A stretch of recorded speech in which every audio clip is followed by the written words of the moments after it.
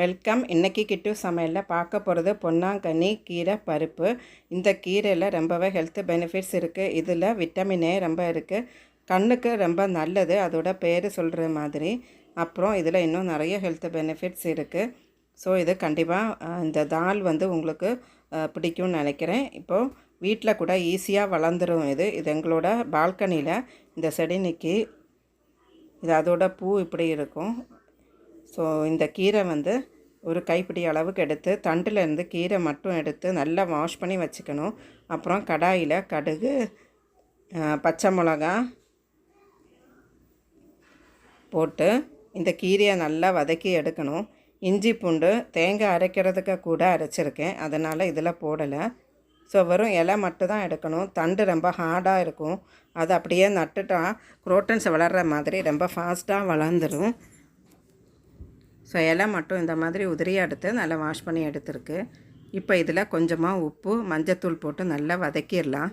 அதுக்கப்புறம் பருப்பு ஆல்ரெடி வேக வச்சுருக்கேன், பாசி பருப்பும் சேர்த்துக்கலாம். இன்றைக்கி பருப்பு எடுத்துருக்கேன். இப்போ மஞ்சத்தூளும் கொஞ்சம் உப்பு போட்டு திருப்பி நல்லா கிளறி எடுத்துடலாம். கொஞ்சம் நேரம் கிளறும் போது அது ரொம்ப சுருங்கி கொஞ்சமாக வந்துடும். அந்த அளவுக்கு கீரையை நல்லா வதக்கி எடுக்கணும். அதுக்கப்புறம் வேக வச்சிருக்கிற பருப்பை இது கூட சேர்த்து தேவைக்கு கொஞ்சமாக ஒரு கப்பு தண்ணியும் விட்டு ஒரு விசிலுக்கு வேக வச்சு எடுத்துடலாம். பருப்பும் கீரையும் சேர்ந்து மிக்ஸ் ஆகி நல்லா வெந்து வந்துடும். ஸோ இந்த டைமில் நல்லா வதங்கிருச்சு. இது கூட இப்போ அந்த பருப்பு சேர்த்துடலாம். இப்போ அந்த பருப்பும் சேர்த்தாச்சு. அப்புறம் தேவைன்னா ஒரு 1/2 கப்பு தண்ணி விட்டுடலாம். விட்டு ஜஸ்ட் ஒரு விசிலுக்கு விடணும். ஸோ நல்லபடியாக மிக்ஸ் ஆகி வந்துடும் பருப்பும் கீரையும். அதுக்குள்ளே நம்ம தேங்காய் அரைச்சிடலாம். தேங்காய் கூட பூண்டு, ஒரு ஸ்பூன் மஞ்சத்தூள், காஞ்ச மிளகாத்தூள், ஜீரகம், அப்புறம் ஒரு ஸ்பூன் இஞ்சி பேஸ்ட்டும் சேர்த்துக்கிறேன்.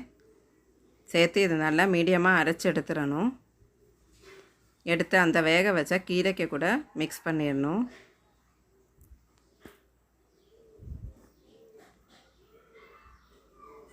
இப்போ கடாயில் எண்ணெய் விட்டு கடுகு தாளித்து இந்த கீரையை அதில் கொட்டி தேங்காய் அரைச்சதும் கொட்டி உப்பு இருக்கான்னு பார்த்து நல்லா கிளறி எடுக்கணும். அவ்வளவுதான் இந்த தால் ரெசிபி. இந்த பொன்னாங்கண்ணி கீரை தால் உங்களுக்கு பிடிச்சிருக்குன்னு நினைக்கிறேன். தேங்க்ஸ் ஃபார் வாட்சிங் this video. Please do like, share and subscribe KittuSamayal.